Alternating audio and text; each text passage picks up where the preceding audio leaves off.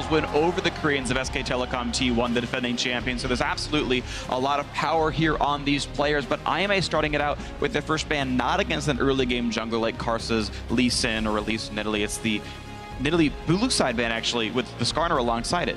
Yeah.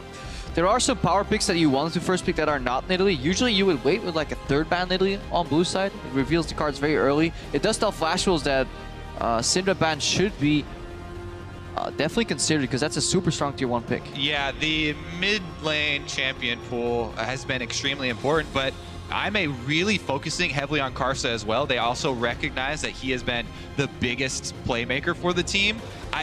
Even if you're going to focus the jungler, I don't know about that Skarner ban. Like, first ban Skarner against Karsa to me seems so weird since he's so good at the early game junglers like Lee Sin and Elise and Rek'Sai. And Flashwells must be happy right now getting the Syndra ban kind of gifted over, a champion that's almost never banned on the blue side. Also, the last ban here, Ryze, targeted at baeme. That was what, you know, they subbed in baeme purely for the Ryze, practicing it so much in solo queue. And with both mid laners in the game now, very curious as to what the supports will be as they mouse over the Zyra. And the last ban we're going to talk about before we move to the pick series is Karma ban. I think it's pretty smart to ban it against a team that has a mid laner in support because these guys, they're not as familiar with the normal laning patterns and trading patterns. They won't be able to play Nami very well, but anybody can play AFK shove Karma, especially when you've played it in the mid lane. Exactly. That's why we mentioned the things like the Karma that can get off, or like the Zyra as well, that can get off a lot of damage. I feel like if we're looking for the mistakes from Athena coming in as a substitute for support, one of the most common ones for people who don't main the role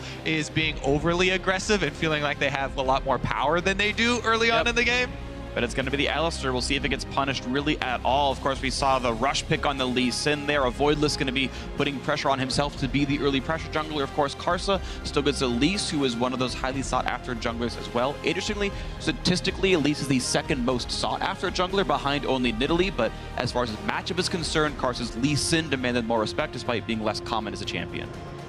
Oh man, yeah. NL actually stealing away the Jhin from the first pick was something that we kind of skipped over, which was very important because Jinjao, that's been his best champion. And we were actually fairly skeptical if NL has put enough time in on this champion since he's only played it twice, but definitely confident there from Flashwolves. And I like stealing away comfort champions from the enemy. Yeah, in addition to that, Jhin is quite unpredictable in his damage in laning phase. That 4-shot Q coming out, I mean, Vander experienced it himself.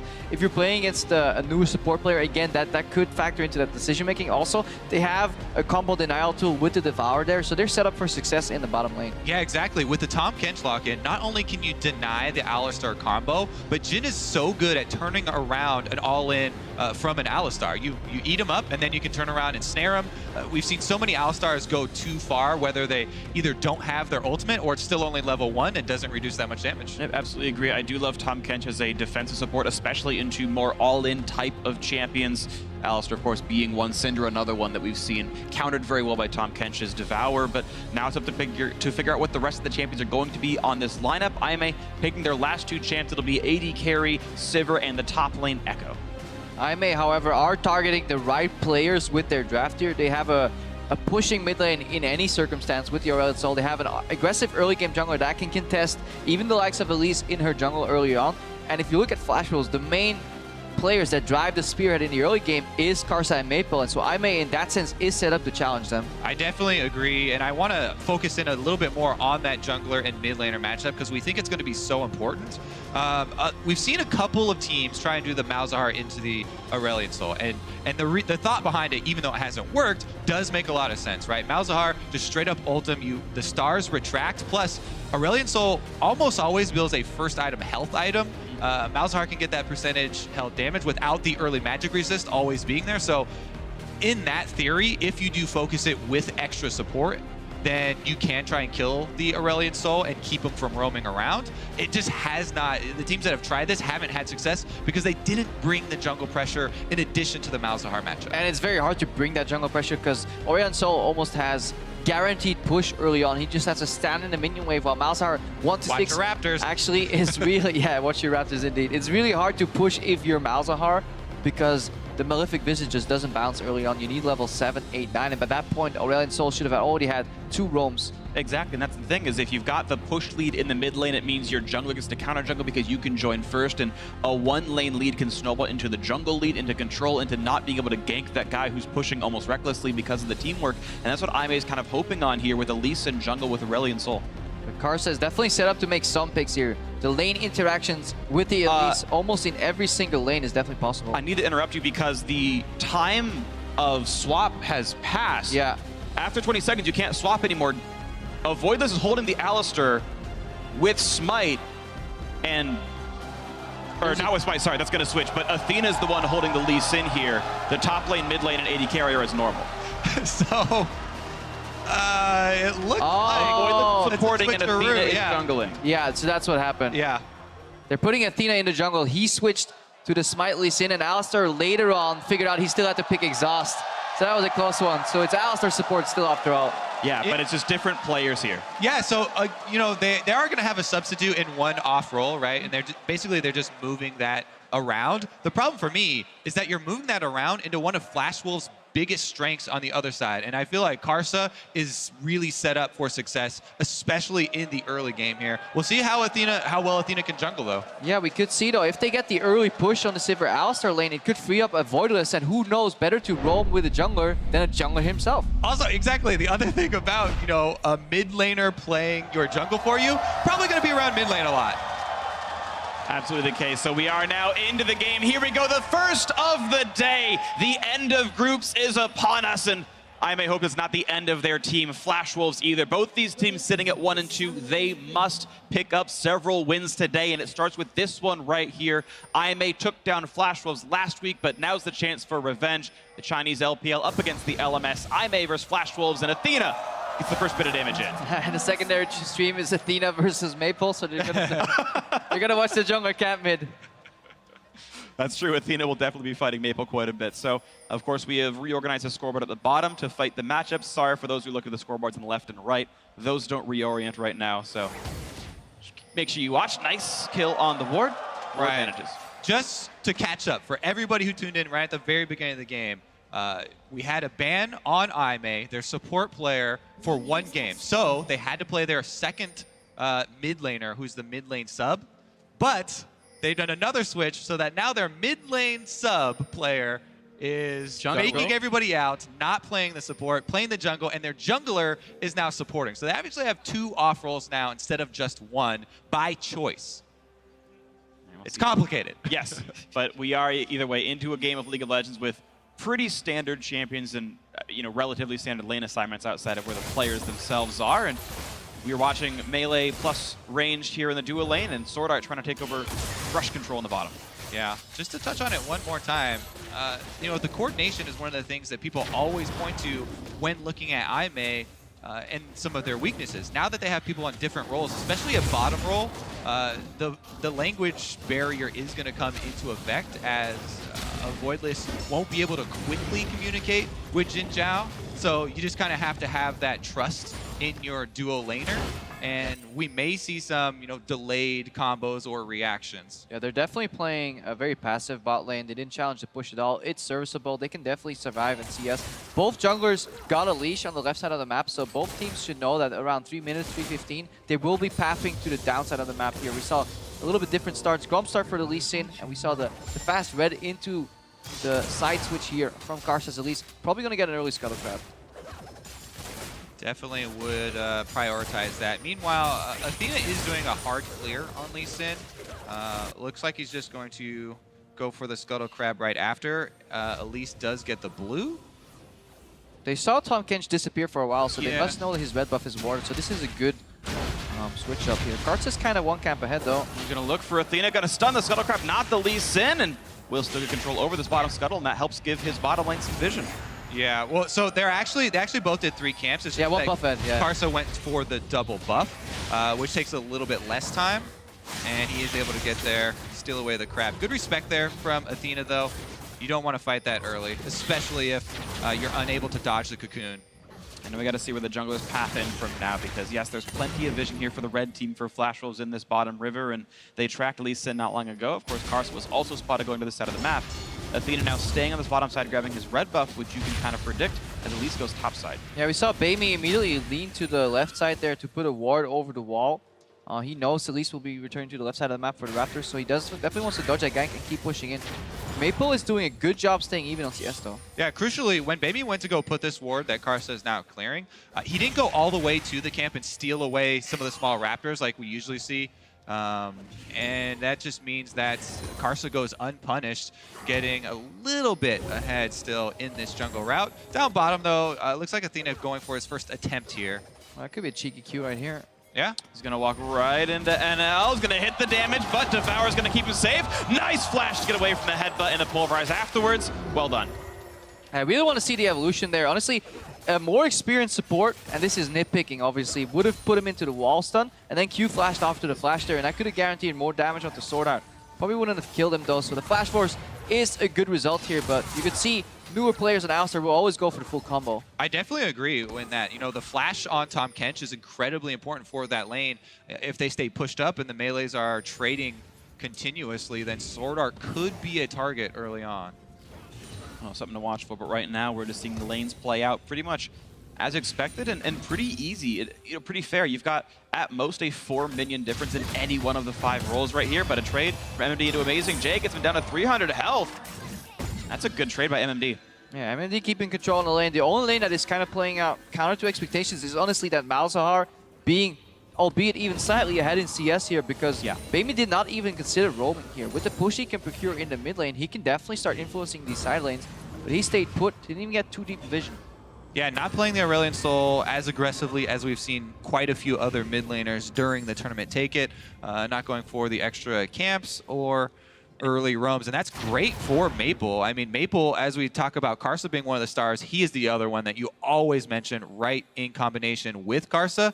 And we'll see what he does, because Malzahar now level 6, that's where the threat comes from. He's got double summoners, does have the ultimate, and can make a huge impact play. Yeah, absolutely. You mentioned the sort of early pushing power. A lot of that was Karsa playing really well. He put early smites in the Raptor camp, got rid of some of those deep wards that could have helped track him, and it just made baeme's life a little bit more difficult. In addition to that, we have almost never seen a Malzahar with an early CS lead, and Maple is doing just that. He did just back, so it's very, very small, but usually we see a lot of people missing the early CS on Malzahar and then complaining about those early bounces. Unlucky bounces. Yeah, exactly. But no excuses from Maple, and he's right there.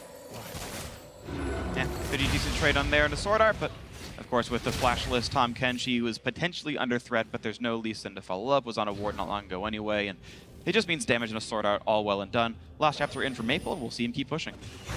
2 CS! Yeah, now the synergy gets tested between the two mid laners here. Instead of fighting to replace each other, they actually have to help each other in game. A little bit different mechanic here. But they roam together to get some vision here. baeme's still pushing in. And they're definitely starting to lean on this bottom side of the map. NL and SwordArt are definitely playing passive in the lane because of no flash, which means Athena and baeme here in the mid lane, they can roam down and put some vision. Yeah, the same is true here. When the vision is there and Aurelion Sol clears the wave first, you have to respect it. We've seen so many teams be punished by those early roams, but look at that. Karsa wastes no time, gets right in there and clears out all the vision.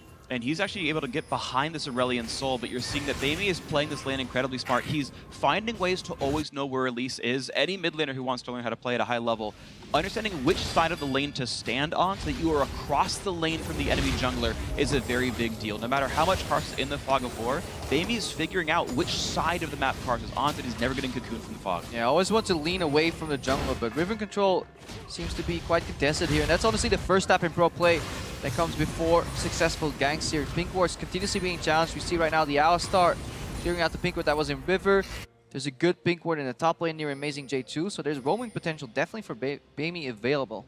The other thing is I want to check back in on the jungler matchup because Karsa does have the majority of this Flash Wolves gold lead. It is not a huge gold lead, but he does have the extra step here on Athena, and we'll see if he can make it actually convert because no real pressure early from the Elise, whereas there was the single summoner burn, didn't come of anything, but we haven't seen Karsa to go for any early moves, and they've been very content, actually, to just go fight those vision wars rather than go for that big play on an Aurelion Sol. Which, to be fair, based on how week 1 went, Baeme going equal in the early game is great. Yeah. There's a, I forget the website, I'm sorry for the guy who runs it and the group that does, but there's a site that tracks gold leads and says if you have 52% of the gold, you count as a gold lead. And Baeme has a 0% of the time they're up 2% of the gold. The entire tournament. No significant leads is how they refer to them. Yeah. Right now we see an invade here, though. Maple and Karsa teaming up again. Red buff's down. Yeah, nice attempt on the steal. Not going to get it. It's a good smite away by Athena, but the challenge for the rest of the monsters not going to do too terribly much. And these little stabs in aren't doing a ton. I definitely agree. Baeme stylistically is a team that has to get it together in late game. They fall behind very often in the early game. Flash Wolves have shown in the tournament already that they're so good at getting early leads. The problem is they can't close. So for this match, it technically means Baeme is slightly favored. Yeah, they've historically had better time getting the late games to happen, but anything we know can happen at this Worlds. You've got H2K going 4-0 in the last week from a 1-2 start in the record. You've got, teams like Alice Nox Luna power ranked as maybe the worst team at Worlds getting into the quarterfinals, and Flash was winning a late game, absolutely possible. With these constant fights over the vision in this red quadrant, I want to set the stage for the possibility of this fight around Dragon, because Flash Wolves have a lot of options, and Poppy is one of the teleport chambers from top lane that has a huge impact immediately when she joins a bottom lane fight. So MMD versus AmazingJ is something we haven't really touched on, even though AmazingJ has been the highlight player kind of for Baeme and something that they usually play a lot around. We even see when at Road their normal support is in, he roams up top extremely early on, but hasn't been the case. And I actually am just waiting for the first teleport down from those top laners because they're both holding onto the summoner spell. Well, that's the thing. I think, you can generally play solo queue support reasonably well. We've all played online. You know how that works. You get that role sometimes, but yeah, we have. The more advanced plays, the more advanced plays, like roaming out of your lane at sort of arbitrary times and making these sort of significant moves happen, you're much less likely to learn that when you're a career jungler suddenly playing Alistar and hoping you get the top lane roams off at the right time. And that's honestly how you beat novice supports here. Again, top lane will be trading, but I think SwordArt should start looking for rotations here. Just randomly move up top, with the Abyssal Void, surprise the enemy top laner, surprise the enemy mid laner, drag the Alistar in a game of chaos where he has to make more decisions other than which creep am I going to use for my relic stacks. Exactly. And look at this. Flash Wolves, they timed the Dragon here with the recall of Aurelion Sol. So they have mid lane pressure, extra champion on the map. There's no chance here. And a very smart play here from Flash Wolves to grab the early Ocean Drake. Yeah, really honestly beautiful stuff. So a 300 gold lead and a sub 12-minute Ocean Drake, the best one to have early game. You get all those free stats for the laning phase. MMD is going to love that he suddenly just can't be killed by AmazingJ. He can't be whittled down anymore. Yeah, we're just waiting for the first fight to blow up here. Ocean has so many factories. Whoever makes the first real pick that can translate it into an objective here. But definitely props to Flash Wolves for keeping that mid matchup at least even. Baeme has not been giving any opportunity to roam and translate that into a dive, like we've seen so many Aurelion Sols or Syndras do in this tournament. Also, look at Maple, really early Sork shoes here in the mid lane. Before most people have bot magic resistance, yes, the Aurelion Sol does, but if that fight breaks out, and there are people from other lanes around, that Malzahar ultimate, huge impact early on in the game. Nobody is even close to QSSs, so he's at full power. Exactly. You saw a second ago Athena get chunked to half by Karsa's basic human form combo, not even with the venomous bite at the end of it. So you can easily see this Lee Sin getting one shot in the wrong team fight. He's gone Warrior Enchant, the tanky stats are coming later. And yeah, I think Flash Wolves have a ton of burst at their fingertips. Yeah, definitely hitting some mid-game spikes here as well. The Jhin just filling up with a bunch of daggers here, armor penetration. There's a roam down bot here from Elise. And uncharacteristically, Malzar's also following. Yeah, Maple's coming too. This is a 4v2 under the turret. Avoidless blocking the shots right now, and he's going to tank the four of them, waiting, and they're not going to really pull the trigger metaphorically in terms of going under the dive. And it's going to be fine. Honestly, that was just funny to watch. Look like Jinjao and Avoidless were almost trying to dodge each other, constantly switching instead of just standing still there to completely block the line. But he gets everyone, no damage done. The roam is foiled, and a return to mid lane there for Maple. And you can see now the reward of this Ocean Drake. MMD already was trading very well, but he's going to have so much mana now on the return of this fight. AmazingJ's ulti is still down, so if he wants to get back to lane, he's got to burn teleport if he wants to do it fast at all, and MMD gets a lot of lane pressure. And Karsa right now is aggressively contesting Lee Sin in his jungle. And Yeah. very nice. Once again, he's in there. He's wearing the Raptor buff as well, so he knows he's not been spotted by any wards. He knows he's in fog, coming back down to the bottom lane, looking for a repeat showing. Malzahar now joining as well. Maple coming down. Minion wave is gone, though. Will they answer? Amazing very J will early. teleport. Cancelled. And AmazingJ does too. Flash shows with the right ideas in terms of roams, but they're not timing it right with the minion waves. Twice right now they have arrived, but the enemy minions have been destroyed already, so it's very hard for them to get access to that turret. One of the problems is it's BF Sword Sivir. She clears these things so quickly, you have very limited windows to actually make these dives happen, and they haven't yet. But you need to use the threat of the dive to kind of say, Sivir, you can't even get access to this waves. Please step away. And kill pressure is very important. That's why the timing is necessary for Flash. However, equal TP trade is really good for Baeme because Poppy has a much better teleporter. Athena smites early. Karsa gets it with the second smite, and that is a red buff steal finally to Flash Wolves. The first kind of major objective actually handed over. Of course, Flash Wolves secured an Ocean Break a little while ago. Now their first buff steal of the game. They are small, but they are tangible leads that the LMS squad is getting. Yeah, I mean, the veteran jungler there does land the smite. That is one of the most difficult skills for the junglers to hone and takes the longest. If we revisit the bottom lane, though, Flash Wolves, there's a reason they keep going down there. Yes, they have the shove. They also have Elise and Tahm Kench, two of the best champions for pulling off these tower dives because of the Devour, because of the Repel, yet they are, being very cautious. They don't want to mess up one of these dives. And look, it's attempt number, 4 down here for the double roam as Malzahar is coming as well. And once again, they're going to land the root in a cocoon. Quick ulti in by Avoidless, trying to tank up all the damage, slowly getting burned out. Ignite is on, and it's just not enough damage they can deal. Ooh, okay, yeah, he's fine. And Avoidless links away with enough HP to survive. And honestly, so many people right now, you can feel the hesitancy in this game. Both these teams obviously are 1 and 2 in their group. Whoever wins ties with the remaining teams. Definitely want to stay in race for seconds. And I think the fear of falling behind all the way up to 1 and 3 is definitely playing in these teams' mind, especially Baeme. Their composition, their roster router got thrown all over here. I definitely do have a lot of faith in the Flash Wolves, actually, as funny as it sounds, if we go later into the game, because Lee Sin, not only is this guy playing an off role, but Lee Sin's a very, never mind, we got action. Flight. They're going to try to land the Q as well. He's going to flash away, kick into the Q. Good execution. It's just that as Athena takes down first blood. I was going to say, Lee Sin, he always gets first blood. Honestly, though, Lee Sin, it is a difficult champion to play in the later stages of the game, is what I was going to go for. But that's going to help him out a lot. Athena now, with the first blood confidence, let's see him build full damage. Yeah, go full banish, because Lee Sin is just a high-impact champion. You need to wait for the right moment, but at any given moment, even in the late game, one kick can win you that game. All right, let's take beautiful. Yeah, let's take another, because the silence there it enables him to go a little bit aggressive, but the vision wars that we've seen go back and forth didn't catch And the double roam. The best part of that play was Baeme sending his AoE Q through the Malzahar, which popped the passive, but he let it protrude far enough to wait for the internal passive cooldown and then popped it behind him. You can do the same thing with a Nivea Q against the Malzahar if you time it really well. And that actually meant that Baeme, or that Maple already got stunned when he expected to not get stunned at all. And that's one of those things that was opened up by the nerf to the Malzahar passive, where it used to stay on for too long to be able to do that. It's definitely something that changed the matchup due to that recent nerf to the power. Well, fairly recent. And I got to give props to Athena as well for playing that matchup really well. Jumped in, waited on his Q until after the kick, and I believe he even had to land the Sonic Wave into Fog of Wars. Had enough Lee Sin games to be able to R into Q, which we've seen so many players miss in this tournament. Yeah. Once again, number 6, Kobe.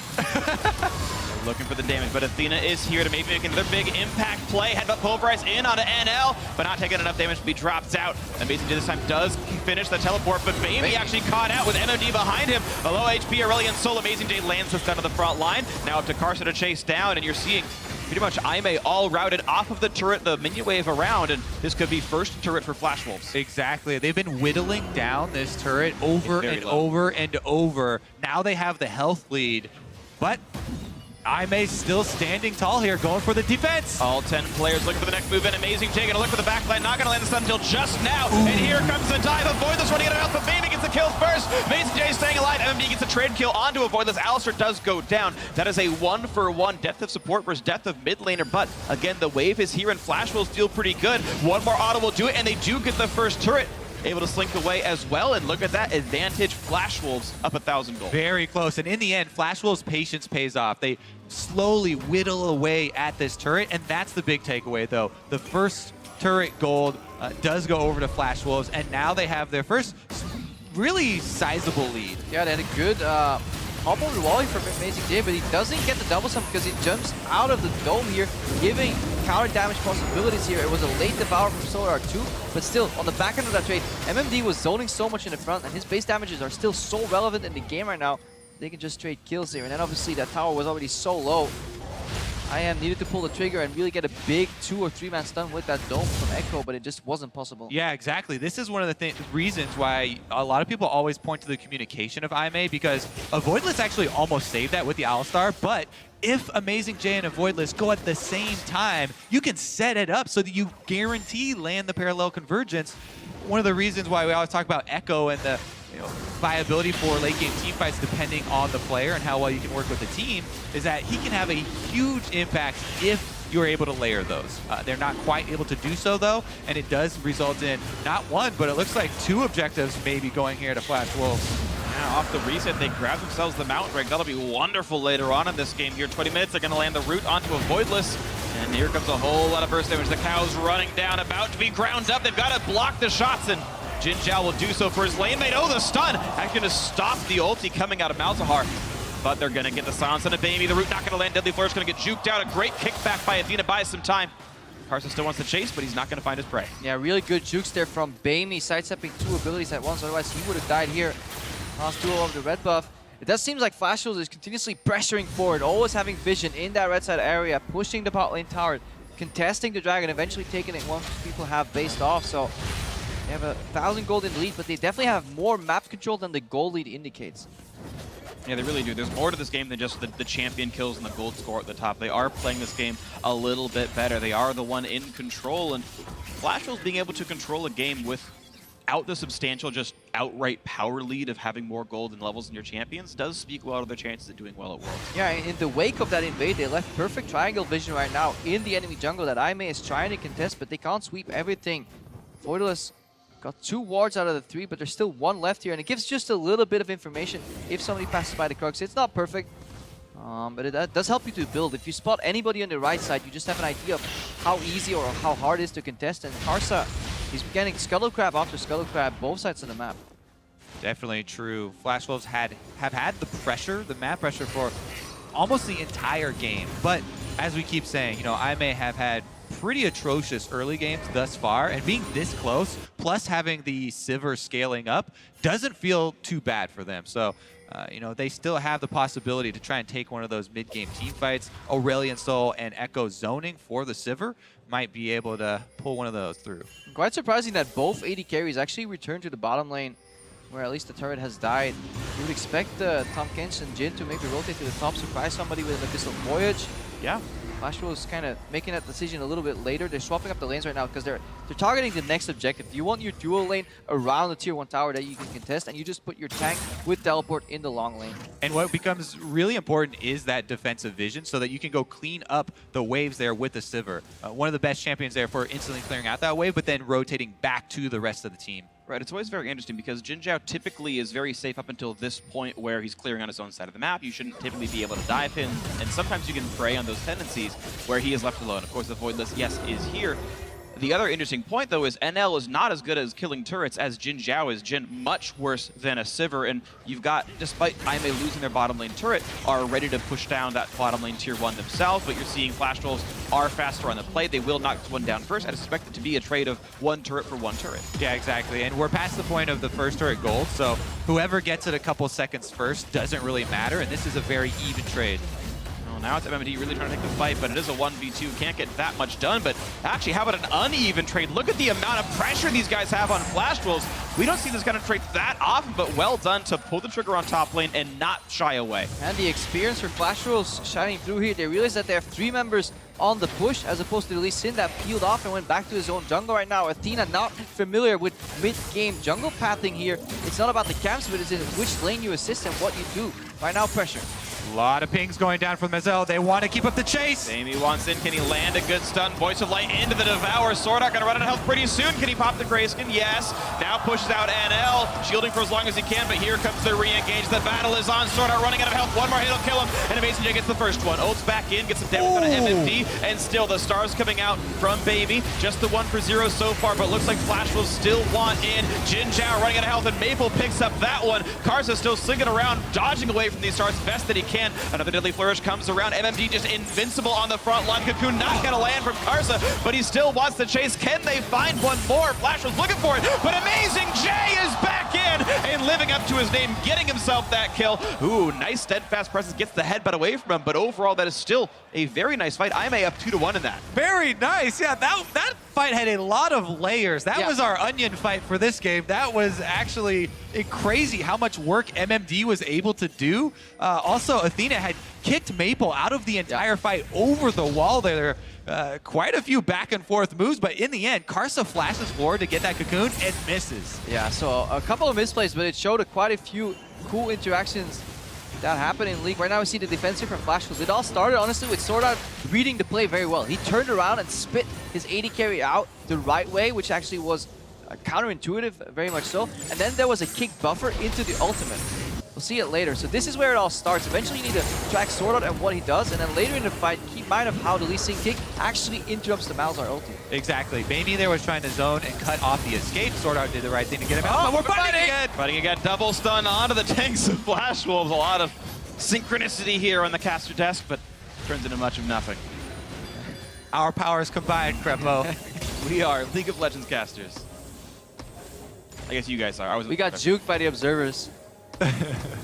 All right, well, nobody died in that fight, so we'll have to revisit the mid turret because it's almost about to go down. Exactly, Flash Wolves visit, and they're going to huff and puff and blow that tower down. 4-1 now in turrets. Sizable lead now for Flash Wolves, 2,000 up. Their visitations are going well. It does seem that Aime know how to fight and turn around in clutch moments. AmazingJ came out with a good turnaround right there. They're not afraid to pull the trigger. There was a good kick from Athena, but their setup seems seriously lacking, especially when you consider that support pathing and setting up vision is usually step one in deciding what objective you're going to contest, and it actually is a very invisible foundation, despite it being ironically, ironically based around vision. And playing with an amateur support could definitely influence your macro game. So Aime, they just want to fight. Looking for the 5-on-5. It's going to be a quick Drake pickup though, and the battle has once again resumed. MMD in the front line, headbutted back, but there's a lot of damage on AmazingJ, who's forced to chrono shift out, trying to stay alive. He'll be okay for now, but now Athena has to run back, jumps to his teammate, safeguards away. Flash Wolves just keep racking up objectives. Slowly but surely, Flash Wolves stacking up turrets, stacking up Drakes, and they're building up to, again, an extra big lead for that late game. But last time they weren't able to finish it. When it came down to it, you know, the Baron dance in the last moments, that's really what all matters. But they seem quite comfortable right now because they can just let Aime come to them. Aime have shown that they have very little setup in this game in terms of what they want to do. They're playing extremely reactive, and everything results in a fight. And Flash's composition is actually catered quite well towards punishing teams that run at you, that just want to fight. With CNL constantly playing in the backline. He's done the same before on champions like Jinx in the past as well. So using that Jhin to open up early. Definitely deserving of that first round pick for the Jhin for Flash Wolves. Let's see though if the Infinity Edge now completed for Sivir is a pretty big spike, honestly. I've seen a lot of the AD carries going for that, you know, 2-item full attack damage start. And I know you're shaking your head there, Phreak, as you are a big fan of the Zeal items.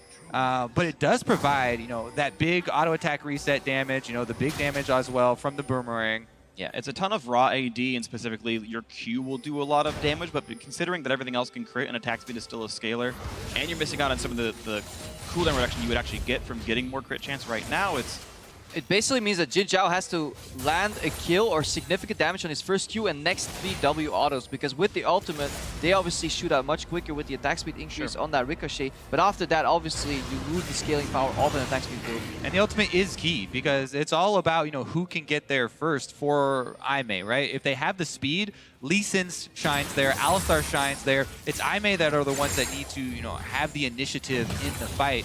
In order to do that, the Sivir could enable, along with the Aurelion Sol roaming. And we'll see how much more of this pressure and roaming and engage can happen in this game, as Flash Wolves have been the ones to generally hold the vision game here. Mountain Drake be the next one up. Double Mountain will be on eventually. That'll be the fourth and final Elemental Drake of this game. And Flash Wolves setting up now for the Baron 28 minutes in. And they don't kill it the fastest, but they've got minions to make it safe. Oh, but they have the both Elise Malzahar combo, which means you have an incredibly safe. safe, tanky Baron, just as you said, because you spawn 4 Spiderlings, you spawn a bunch of Voidlings right there. You can tank that forever, 2-man. You definitely can see that Flash Wolves know what they're doing. Their vision indicates what objective they're targeting, as opposed to Aimee, who almost have no vision at all. Karsa, luckily, Spiderling saves him. Whoa! Way too much damage. Athena gonna lose a lot of his health, but does get away with the safeguard. He's gonna be fine on this one, but it does mean some time. Maybe back in Fountain to heal up. Aimee right now being choked out of vision. There's always mid lane, top lane priority in terms of pushing. They do have the crucial Scuttle Crab, though, and on top of that, the wards behind Baron are very important, because when you see a team with an Elise, yeah, these wards right here, definitely worth mounting over for Aimee, because Elise, Tahm, Kench can pull off very sneaky Barons. If you Tahm Kench ultimate inside with Malzahar, those 3 can sneak it. And we've seen Barons be taken, without... Oh, actually, it's... The 2-man that Krepo mentioned a second ago, they've got tons of minions. We already knew that Flash was controlled all of the vision. And how afraid are you as Athena, knowing that if you face check a Malzahar, you just die? The damage still coming through. The teleport to help make sure Athena's now in range. Maple's got to keep Maple. Ulti is in, but they don't have the damage to kill him during the suppression. He's going to be able to steal. They want to try it. Maple running out of health. 1400 on the bear. They're not finishing it just yet. Who's going to get the smite? It's not dying just yet. And it goes over to AmazingJ. A whitewashes Aimee. Already up 2-1 in this fight, plus the Baron looking for a bit more. Athena flashing to stay alive, and a catastrophe for Flash Wolves as they're losing more of their team. MMD gonna lose his Guardian Angel, and we assume his life afterwards. He's running for dear life with 600 HP. The stun's gonna land from AmazingJ. This is a catastrophe. There's still time to keep him alive. NL just comes into fight, losing his life anyway. MMD, Guardian Angel down, his life also. That is long-term 4-1, plus a Baron for Aimee off a catastrophic stop from Flash Wolves. Oh no, it feels so bad in almost every Flash Wolves game to say, yeah, look at all these objectives they're stacking up, but all that matters is the fight around Baron. Yet, you have to say it every time, because, oh man. And again, that was a good idea, right, to try and sneak it. We kept setting up the sneak Baron for them. It's just that Aimee were able to smell it out there and come in. They take down Karsa. It was a risky call, and if it works, we call them, honestly, heroes and really smart players. But at the right moment, Elise stepped forward. There was a little bit of lacking of deep vision on the left side. You can watch the minimap right now. Just look at Elise actually crafting in. The immediate Poppy teleport comes out. Maple wants to pop the Banshees and then get the ulti off, but Athena gets close enough. And right now, they're behind the Baron. The spikes are doing damage too. And Karsa drops so low. So eventually, Karsa's going to smite, I think, because he panics because he drops so low. It regens right there. Yeah, and then actually the Ekko is the one that takes him down in the end. Yeah, it was also spited by Athena, but the last auto attack was the one that got him from AmazingJ. Man, and then Athena's able to dodge out and survive at the end. Whew. Yeah, honestly, I think that the only criticism you can have for Flash Wolves here is that NL and SwordArt were overplaying their aggressive zoning and didn't drop back into the Baron area slightly earlier. Because if you start a 2-man, you should always finish it a 5-man, peel back in and then let your support take care of the enemy jungle. But they were so aggressively acting as if nothing was happening in the mid lane that Lee Sin snuck by. Exactly. I mean, how much can you criticize them for not getting complete vision through the blue quadrant? So many things were going well for them. Yeah. They had pressure in mid lane. We saw it was Jinjao under fire. Oh, here we go, though. They're initiating. They were playing for everything. MMD into the backline trying to start this fight, but of course it is Baron on several members of Aimee, but Flash Wolves don't want to lose their turret. On to AmazingJ. He's going to survive it all. Baeme quite low, but the re-engage on Maple. The kick is beautiful, but not enough damage to kill anyone off. Only the 2-man. Tanked up by Athena, and Aimee are running out of health bars, running for their lives, just barely slinking away with this one. Mountain Drake is alive, and Flash Wolves have more health. They survive it, and they should have objective control, but first, AmazingJ ults back in to control the map, and this might be enough to keep Flash Wolves from going for more. Athena also fairly durable here. And they're going to pretty much trade equally as far as control. Yeah, I may definitely want to stop that 4th dragon from going towards the flash holes here, because then Elder is a big boom for them. AmazingJ is aggressively dying into the fights here, getting pretty tanky. So Maple's doing his best to stop him as early on with the Malzahar ultimate. It never leads to a kill, but it's good enough to kind of get him out of the fight here. Mid lane turret finally falls down now. Aime looking to get more off this Baron. It's now a 2,000 gold lead for Aime. They went up 3 kills in the team fight. They got several turrets now afterwards, of course, as well. Plus the 1,500 gold from Baron. You're seeing that's a 4,000 gold Baron power play. That's completely reversed the gold that there was before. Now, again, because of the heroics of AmazingJ, they prevented the Dragon take. They got their own as the rest of the team reset, tying up the Mountain Drake score. And now going into the 34th minute, Aime looking really good. In terms of punish on the Baron mistake, Flashholes is relatively happy. They only lose a tier 1, and the Baron buff expires while both side lanes are pushing in for them. So Flashholes right now can regain control. Look at both sideways. Massive wave top lane. There was a wave on the bot lane that has been dealt with. So Flashholes immediate reaction here. That being said, I may come in, stop the push mid, and there's a large chunk of gold. All that I may have to do right now is reset, and it's going to be difficult for Flash Wolves to really force something unless they catch someone in the jungle farming here. Even so, Athena has a Banshee's Veil, and he's Lee Sin. Oh, beautiful by MMD. Athena's going to have to flash out of this one or get some teammates, but the silence comes in time. Into the knockup and all the damage they need. What a pick up there by Flashholes, getting rid of the IMA jungler. Now it's AmazingJ running, but burning down with Malefic Visions, staying alive. The Prophet, Kobe! Sorry, Athena. I'm sorry. But man, that was all credit to MMD right there. They got the Banshee's Veil off, and then Lee Sin escaped. Very predictable right there. Gets off the interrupt, and that's going to be that kill that they wanted. That play right there literally just stopped the reset from Flash Wolves and allows, or it stopped the reset from Iron Man and allows Flash Wolves a little bit of extra pressure here, but I don't know if they want to go for this dive. 15 seconds left on Lee Sin. Yeah. Has to be a flash into the Aurelion Sol, honestly, into the wall. The Alistar counter engagement. Super risky. There's no minion wave until they actually reach the turret anyway, and you're going to see MMD stunned up. Athena up in 3 seconds now as the minion wave just now reaching, so Lee Sin essentially joins this fight on time. Nice spell shield from Jinjao, still gets rooted up, looking for the forward motion. AmazingJ takes the ulti, no big deal there. MMD, of course, invincible on the front lines, able to split back out with a devour of SwordArt, and now you've got the Lee Sin rejoining the team. It's a 5-on-5, a nice tackle to get away from the stun, but it's still a take on the Karsa, who's devoured by SwordArt. Voice of Light, flash away, but that's going to be Q landing. Exhausted with Athena, keeps Maple alive, but it's not enough damage. He once again bites off more than he can chew, and that is Athena dead again. MMD onto the back line, but can't quite kill Jinjao, now being chased by baeme. AmazingJ taking up what shots he can and force the Guardian Angel out of MMD. Avoidless out of health, and now for the re-engage as MMD respawns on this Poppy, running out of health. That's the Deadly Flourish, popping the Guardian Angel of AmazingJ. Yes, in time so that he cannot stun the rest of Flashholes, but it's now Jinjao on the chase. The ricochet bounces, almost lands it, but it's now baeme driving through, hoping to get the damage, and now could be the last one alive, running for dear life. It's a double kill in for baeme. Deadly Flourish can't quite trade one back, but it is a good fight for Aime. 12-5. Oh, another extremely long team fight there. Starts out with the difficult late game Lee Sin team fighting we talked about, and kicks away the Malzahar, but the cleanup there with the Sivir now with the 3-item spike, also has QSS on top of it, and Jinjao is able to keep up the chase in the extremely long team fight. Yeah, elongated fights here. Jinjao sweeps at the end here. MVP early on was SwordArt, who's definitely tracking throughout this fight. He had a couple of really sweet devours here.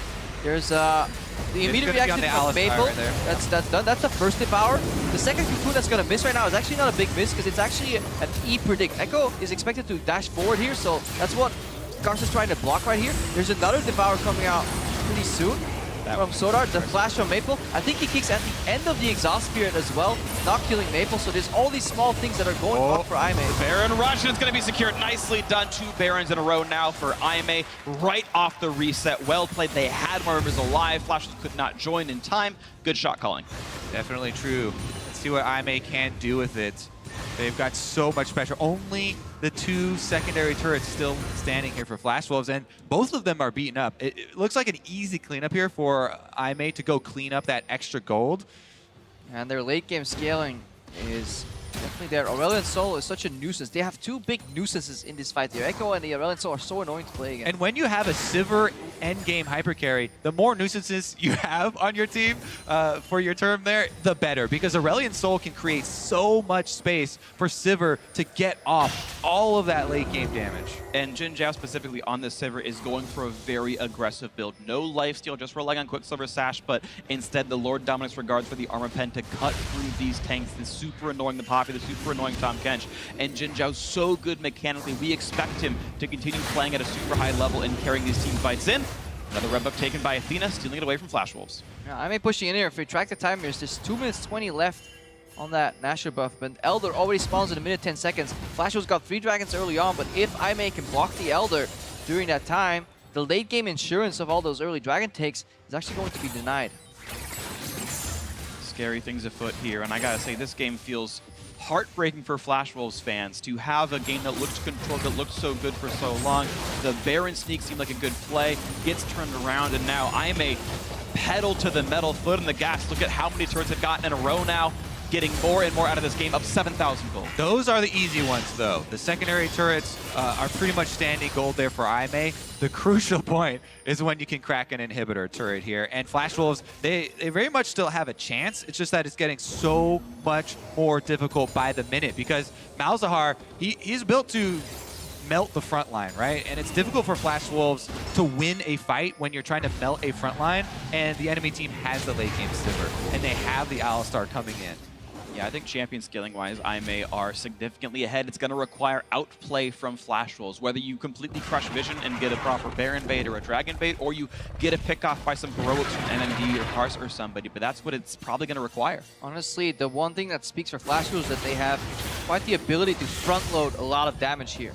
If you combine some of their carries, they can blow up certain targets if they miss position. However, if I may take it slow, calm, and collected, they're splitting. They still have AmazingJ top trying to get the inhibitor turret. And Athena's far away. This is a 5-on-3 without even a smite steal available for a few more seconds. Teleport's coming, but it's still a 5v4. This should be good enough for Flash Wolves to tackle onto Avoidless. Here comes a flank. AmazingJ not going to land a stun, but it's already a kill onto Karsa. That is Flash Wolves Elise dead. MMD taking up what he can, but look at the damage up coming from Jinjao, cutting through this tank, and even Maple just going to run out of health. AmazingJ gets the stun. A nice devour by SwordArt, but it's probably not going to be enough as baeme is pretty much unstoppable here. A rampage, another kill for Jinjao, 16-5, a 4-for-0 team fight. If you let a late game Ekko get a flank off and get access to your backline, you are definitely toast, and that's exactly what happened there. AmazingJ comes in, swoops the fight. Avoidless was distracting with the combos, and while we were tracking the Ekko, tracking the Alistar, Jinjao was untouched that fight. Easy cleanup there for Jinjao, and that is going to be an easy inhibitor as well for Aime as they look to end the game off of it. Looking for it right now. Death timer's long enough, 30 seconds on most of them. Nexus turret number 1. Aime looking to improve to 2-2 and be the 3rd Chinese team here from the LPL to make it into the quarterfinals. So far, so good. They start the day with the win. They've got 2 foes left, but right now they're 2-2. And we saw teams like H2K fix their week 1 problems coming into week 2, but it is more of the same for Flash Wolves.